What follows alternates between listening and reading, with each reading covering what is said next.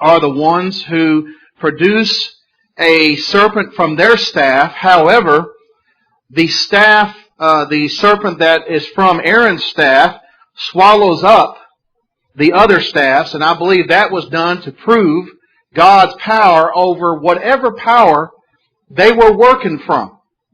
We talked about this last week. There's only two alternatives, two options, I should say, to how these magicians are doing this. It is, number one, that the sorcerers were allowed to have power from Satan himself to perform these miracles that we're going to see, these signs. In fact, when you look at the chart, some of the plagues will be done by the magicians in a false way. Either God allowed Satan to work through them miraculously, or number two, they were just tricking people as people do today as far as magicians and those who use sleight of hand. Either way, they're working for the wrong team. Whether it's miraculous or whether they are just tricking people, they're working against God. And when you're working against God, you're on the wrong team. Either way you look at it. And so here you have the battle begins. You could title that from chapter 7 and verse 14 on, the battle begins. Each one of these plagues, as we see here in the chart that's handed out, is an attack upon a particular god or deity within Egypt. And the one that he starts out with is the Nile. The Nile was worshipped. It is called the god Hapi, the god of the Nile. That Nile river was essential to the civilization of Egypt. They could not have civilization without the Nile. It was what brought the water to them as far as the watering of their cattle, the watering of their livestock. Also, the floods, when the Nile would swell with flood waters and then recede, that sedimentary stuff that was left behind on the soil made their soil very fertile. And therefore they had crops as a result of that. And so the Egyptians worshiped the Nile as a deity. Look at Exodus chapter 7 and verse 14. Then the Lord said to Moses, Pharaoh's heart is stubborn. He refuses to let the people go. So you find from verse 13 that Pharaoh's heart was hardened. He was stubborn, and he's refusing to let the people go. He had his chance to do what was right, and now he is going to bring suffering and problems and judgment upon his own nation because he is the head of Egypt. He represents Egypt as its Pharaoh. Verse 15, Go to Pharaoh in the morning as he is going out to the water, and station yourself to meet him on the bank of the Nile, and you shall take in your hand the staff that was turned into a serpent. That staff that was used at the very beginning that God told Moses to use when he called him at the burning bush is the staff that's going to be God's instrument through which he will perform these signs. Verse 16, You shall say to him, The Lord, the God of the Hebrews, or Yahweh, the God of the Hebrews, sent me to you, saying, Let my people go, that they may serve me in the wilderness, but behold, you have not listened until now. Verse 17, Thus says the Lord, By this you shall know that I am the Lord, or I am Yahweh. Behold, I will strike the water that is in the Nile with the staff that is in my hand, and it will turn to blood.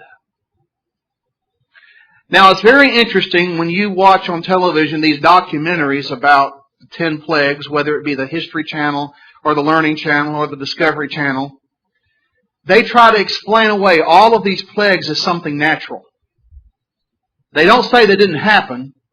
They just try to give a natural explanation to these signs or these plagues. And one of the things that they say about the Nile turning to blood is that it didn't actually turn into blood, but there was some red sediment that went into the Nile and turned the Nile red. And as a result of that, the frogs came out of onto the land, and as a result of that, you had the flies and the maggots, and as a result of that, you had disease. And they say that caused a chain reaction of natural occurrences. In other words, they're trying to give a natural explanation to a supernatural event. But when you read the text, you see that this is not talking about a natural occurrence. He is saying here, and the Hebrew even bears it out, that it will turn to blood. The Nile waters will turn to blood. In other words, just like the staff turned into a serpent, a snake, God is going to change the very molecular structure of the water to turn it into blood. Now, what kind of blood? Human blood, animal blood? Well, we don't know. But we know that it is turned into blood. Look at verse 18. The fish that are in the Nile will die, and the Nile will become foul, and the Egyptians will find it difficult to drink water from the Nile. So he is saying here, you strike Egypt at its very heart and soul. And the heart and soul of Egypt was the Nile. That's where they got their fish. That's where they got their water supply. And it's going to be rough on them now. Look at verse 19. Then the Lord said to Moses, say to Aaron, take your staff and stretch out your hand over the waters of Egypt, over their rivers and over their streams and over their pools and over all the reservoirs of water, that they may become blood, and there will be blood throughout all the land of Egypt, both in vessels of wood and vessels of stone. Notice this. It's not that the river just turned to blood and they got water out and said, oh, look, there's blood in my pot. The very water in the very pots, whether it be wooden vessels or vessels of stone that hold the water that's already in there is going to turn into blood. This is a miracle. This isn't some natural occurrence. So all of the water from not only the Nile, but also from the streams, their ponds, their reservoirs of water will become blood, even their vessels that they have in their house. Wherever they might have a containment of water, that water is going to become blood. Verse 20. So Moses and Aaron did even as the Lord commanded, lifted up the staff and struck the water that was in the Nile in the sight of Pharaoh. Notice what he said to them to do. You wait to the Pharaoh in the morning as he is going out to the water. You wait for him. You station yourself. You get yourself ready. So when he comes out, I want you to demonstrate this right before him. There is a good possibility that Pharaoh, in going out in the morning to the Nile River, was going out to worship the Nile. That's what they would do. So he may have been going out to worship the Nile, and God says, I want y'all to be waiting for him. He wouldn't have said y'all, but I want you both to be waiting for him there, so that when he comes out to worship this water source, that you turn it to blood right in front of him. You'll be waiting for him. And so they did in verse 20. In the sight of Pharaoh and in the sight of his servants, and all the water that was in the Nile was turned to blood. It does not say it turned to a red color like blood. It said it turned to blood. As a result of that, verse 21, the fish that were in the Nile died. Why? Well, fish can't process oxygen out of blood. They process oxygen out of water through their gills, and so they couldn't breathe. So the fish are dying, and the Nile became foul. Not only because of the dying of the fish, but blood left out is going to cause all kinds of health problems. Verse 21. So that the Egyptians could not drink water from the Nile, and the blood was through all the land of Egypt. All the land of Egypt. Verse 22. But the magicians or the sorcerers of Egypt did the same with their secret arts. And Pharaoh's heart was hardened, and he did not listen to them as the Lord had said. Now, did they do the same in turning water into blood before Pharaoh to say, here, look, Pharaoh, we can do the same thing? Or were they just tricking Pharaoh with sleight of hand, turning some water red and say, here, this is blood? Either way, they're on the wrong team. They're working for Satan. They're working for those who are against God. And as a result, this convinced Pharaoh that he would not give in to their demands. And he hardened his heart, verse 22, and would not listen to them as the Lord had said, verse 23. Then Pharaoh turned and went into his house with no concern even for this. So all the Egyptians dug around the Nile for water to drink, for they could not drink the water of the Nile. 7 days passed after the Lord had struck the Nile. We have to understand that these plagues just didn't happen one after the other after the other. There was time periods between them. And as a result of this, Pharaoh was not concerned about it. He saw that his magicians seemed to be able to do the same thing. And as a result, the Egyptians, verse 24, had to dig around the Nile into the ground to find a water source because all of their surface water was blood. As a result, they could not drink it. And as a result of that, it caused all kinds of problems. Any questions or comments about chapter 7 before we get into chapter 8? Exodus chapter 8, verse 1. Then the Lord said to Moses, Go to Pharaoh and say to him, Thus says the Lord, Let my people go, that they may serve me. Again, a simple message. It's not hard to understand. But yet Pharaoh is resisting the message of God. Verse 2, But if he refuses to let them go, behold, I will smite your whole territory with frogs. Now, we have to understand that the Egyptians worshipped frogs. In fact, it was one of their gods. They're pronounced, the second one there, in the last column there, however you pronounce that. It says, interestingly, many frogs was usually viewed as a good thing. This was a god of fertility and resurrection in their belief system. So he is going to take this deity that they claim is a god, and he is going to overrun them with this frog, with these frogs. Verse 3, Then the Nile will swarm with frogs, which will come up and go into your house and into your bedroom and on your bed and into your houses of your servants and on your people and into your ovens and into your kneading bowls. In other words, there's going to be frogs everywhere. You're not going to be able to lay down in your bed. There's going to be frogs there. There's going to be frogs in your kitchen. There are going to be frogs in the oven, in your eating bowls where you do the kneading. There's going to be frogs there. It's going to be, the whole of Egypt is going to be overrun with frogs. In other words, as God is saying, you worship frogs? Here's you some frogs. Here's you some frogs. Verse 4, So the frogs will come upon you and your people and all your servants. Verse 5, Then the Lord said to Moses, Say to Aaron, Stretch out your hand with your staff over the rivers and over the streams and over the pools and make the frogs come up on the land of Egypt. So Aaron stretched out his hand over the waters of Egypt, and frogs came up and covered the land of Egypt. So here you have this plague of frogs coming upon the land. Verse 7, The magicians did the same with their secret arts, making frogs come up on the land of Egypt. So here they were able to reproduce this, or so seemingly. So it seemed they were reproducing this. But this will be the last time they'll be able to reproduce a plague.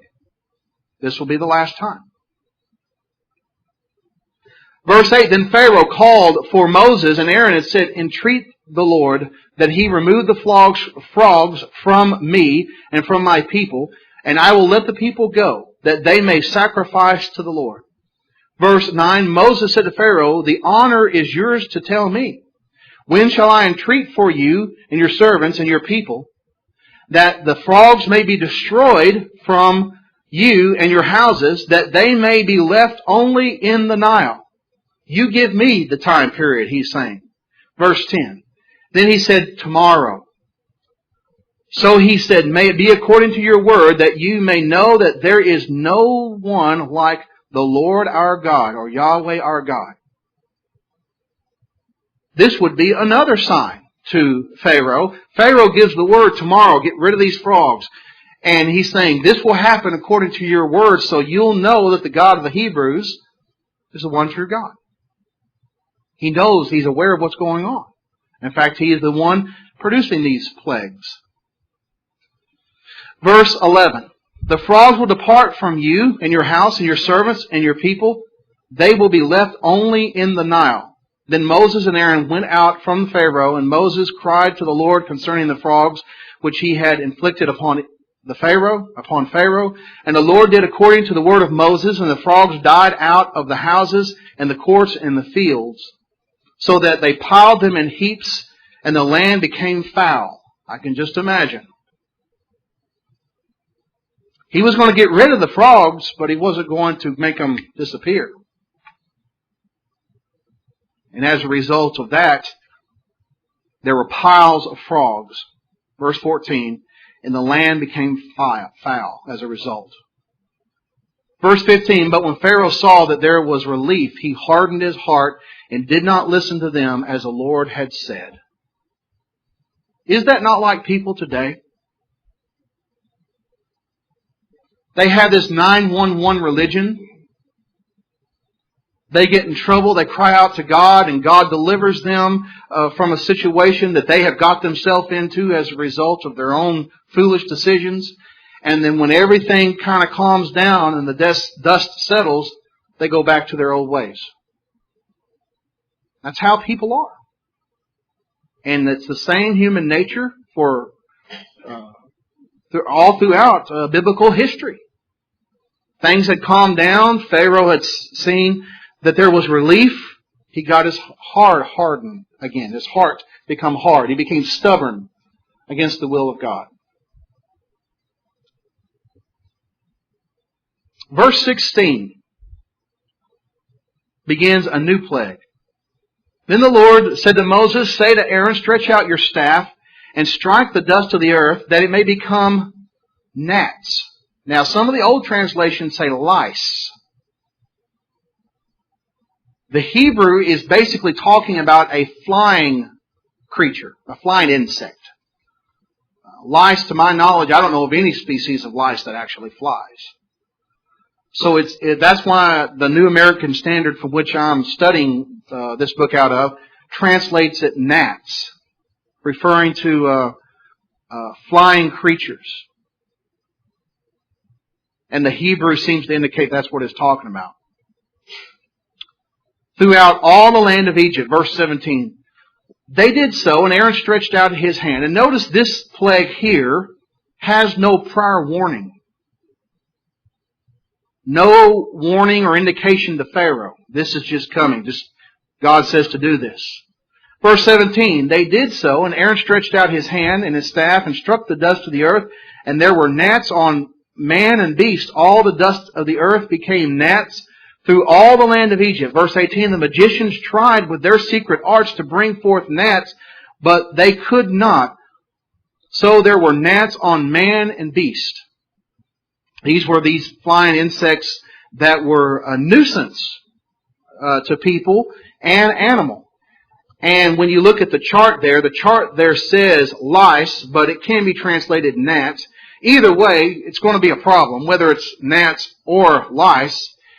And you see that this is an attack against one of their deities, Kippur, the god of beetles and flies. This one, along with the next one, which will be swarming insects, flies, will be an attack against that deity. Verse 19, then we've already read that. The magicians were not able to do anything.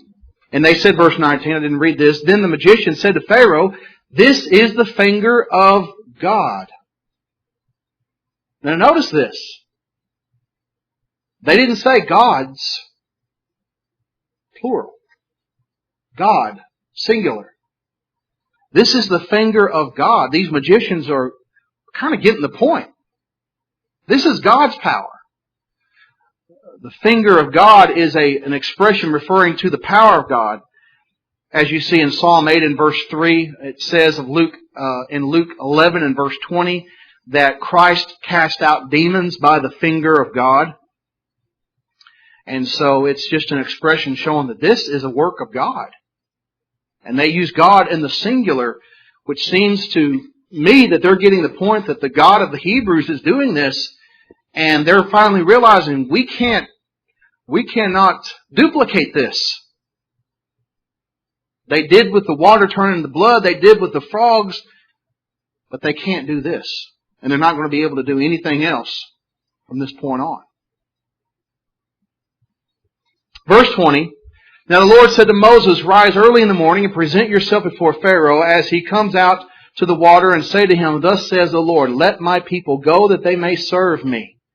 Verse 21, For if you do not let my people go, behold, I will send swarms of insects on you and on your servants and on your people and into your house, and the houses of the Egyptians will be full of swarming insects, and also the ground on which they dwell. But notice this, verse 22.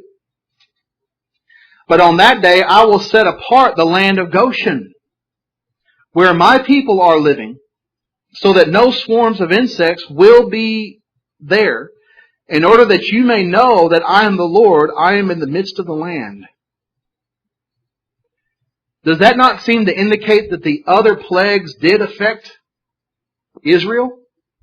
Because it talks about all the land of Egypt being affected with the water turning to blood, all the land of Egypt with the frogs, and with the gnats or lice. But here he says, verse 22, On that day I will set apart the land of Goshen, and no swarming insects are going to go there, in order that you might know something, that I am the Lord, that I am God. Remember what we studied as we were looking at the spiritual condition of the nation of Israel in the land of Egypt. Ezekiel chapter 20 says they worshiped the gods too. They worshiped Egyptian gods. And God even says in Ezekiel chapter 20, I considered pouring out my wrath on them for their idolatry. But according to my mercy, I spared them. And remember, these signs are not only for Egypt, but they're also for Israel. For them to recognize that the God of Abraham, Isaac, and Jacob is the only true God. So that seems to imply that the previous plagues did affect Israel in the land of Goshen. But now, they seem, because they've got the point, He's going to distinguish from them, and the plagues are not going to affect Israel. They're only going to be localized on those who are in Egypt, but those in the land of Goshen are going to be spared. And here's the reason why, verse 22, in order that you may know that I, the Lord, am in the midst of the land. So that was going to be a sign in and of itself, that all the Egyptians are going to be affected with all these swarming insects, but you go over to the land of Goshen where Israel is, and they're not having a problem. Again, this is miraculous. This isn't something natural. It's miraculous. Verse 22. But on that day I will set apart the land of Goshen where my people are living, so that no swarms or insects will be there, in order that you may know that I, the Lord, am in the midst of the land, and I will put a division between my people and your people. Tomorrow this sign will occur. I will put a division between my people and your people. My people are going to be different from your people. You know, that's the very definition of the word church in the New Testament. The ecclesia, the called out assembly of God's people. Distinct from the world. There is a division between us and the world. We are the people of God. And as a result of that, we behave differently. We act differently. We live differently. And so God is saying here, I'm going to put a division between my people, Israel, and your people. He says, tomorrow this sign will occur. Verse 24. Then the Lord did so, and there came great swarms of insects into the houses of Pharaoh and the houses of his servants, and the land was laid waste because of the swarming insects in all of the land. You know, that's why we call exterminators, right? Because we get bug problems. I mean, even back then, in ancient cultures, they didn't want to live with the bugs. And we don't either, so we get bug spray, and when it gets really bad, we call exterminators. But here was a plague in which it infested all of the land and laid waste. What's the insects going to do? Going to eat their food supply. He is bringing a devastating war against Egypt. He's bringing them to their knees. In verse 25. Pharaoh called for Moses and Aaron and said, "Go, sacrifice to your God within the land." That's not total compliance with the instruction. God wanted them to go to Mount Horeb or Sinai to sacrifice. And so Pharaoh says, I'll let you go, but you have to go within the land. He didn't want his slaves to get away.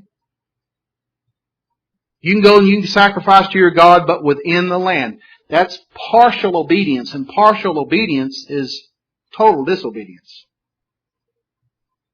And therefore, that's not acceptable. Verse 26, but Moses said, "It is not right to do so, for we will sacrifice to the Lord our God what is an abomination to the Egyptians. If we sacrifice what is an abomination to the Egyptians before their eyes, will they not then stone us?" In other words, the animals that they would sacrifice are probably some of the animals that the Egyptians hold to be sacred. It's kind of like in some countries, if you eat a T-bone steak in front of someone who believes a cow is sacred, you're going to hurt their feelings. You don't want to eat beef in front of someone like that because they think the cattle are sacred.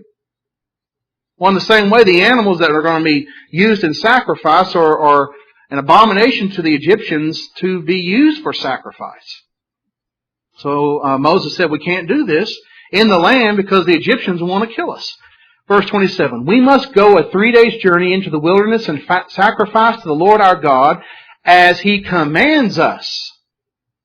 See, Moses is saying we've got to do it totally the way God says to do it, or it's not total compliance to His will.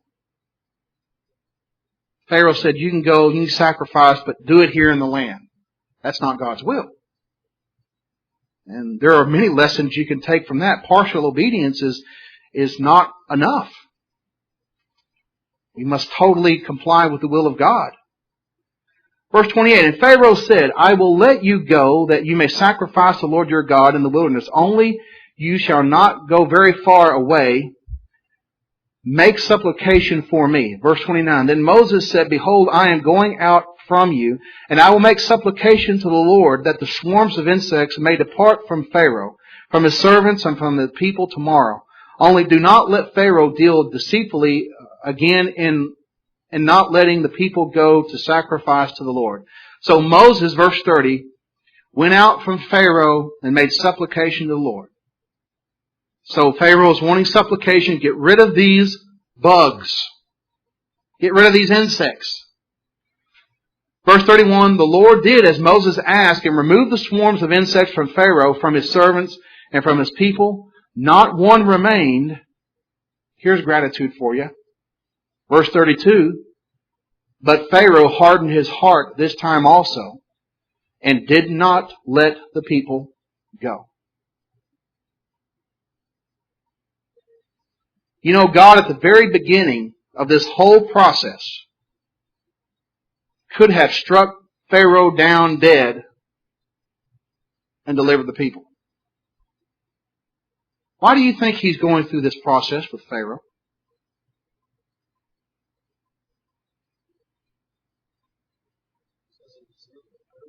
He's setting an example. He's giving lessons that I am the one true God. These others are not gods. Don't you think He loves Pharaoh? And He's wanting Pharaoh to do the right thing? And He's given them opportunity after opportunity after opportunity to do the right thing. And Pharaoh, in essence, is just spitting in his face.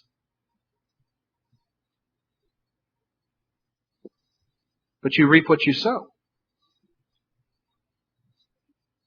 Exodus 9 verse 1, we can't get very far into this, but we'll look at it. Then the Lord said to Moses, "Go to Pharaoh and speak to him. Thus says the Lord God of the Hebrews, let my people go that they may serve me." I don't know how many times he said this. He's heard this same sermon over and over and over again.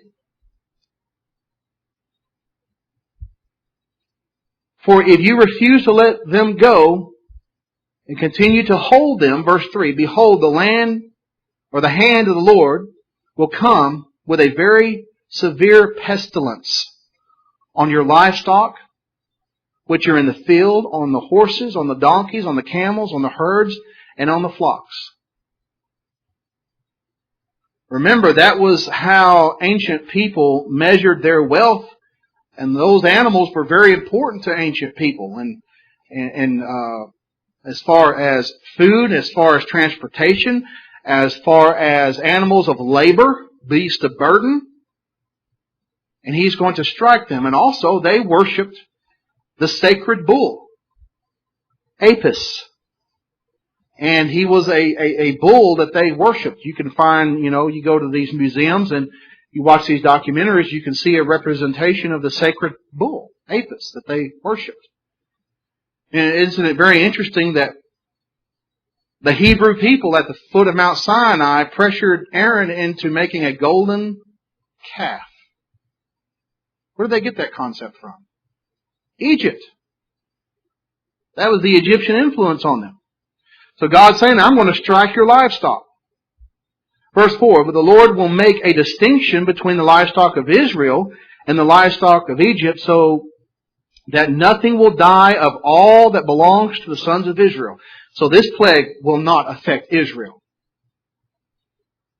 Then the Lord set a definite time, saying, tomorrow the Lord will do this thing in the land. So the Lord did this thing on the next day, and all the livestock of Egypt died, but of the livestock of the sons of Israel did not die.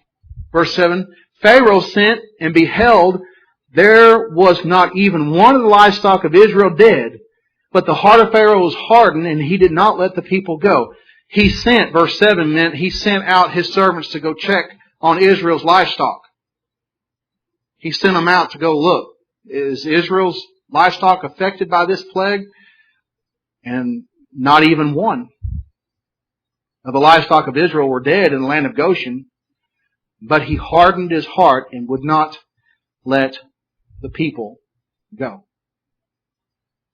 Some people, they are so determined to do their own thing. It does not matter how many calamities, tragedies, and misfortunes hit them square in the face. And I'm not saying those things are plagues. I'm just saying when the Bible does make a very clear case, you reap what you sow. And if you live contrary to the will of God, things are not going to go well for you to a certain degree in this life and certainly in the life to come. And they can hear sermon after sermon after sermon as Moses and Aaron were preaching to Pharaoh over and over and over, let my people go. And does no good. Why? Pharaoh's heart was hardened. He stubbornly rebelled against the will of God. And if you're not willing to open your heart to the will of God, then you're basically asking for trouble. And it will come. In this life to a certain degree, but certainly in the life to come. Next week we will definitely have singing. We will take up our study the following Wednesday.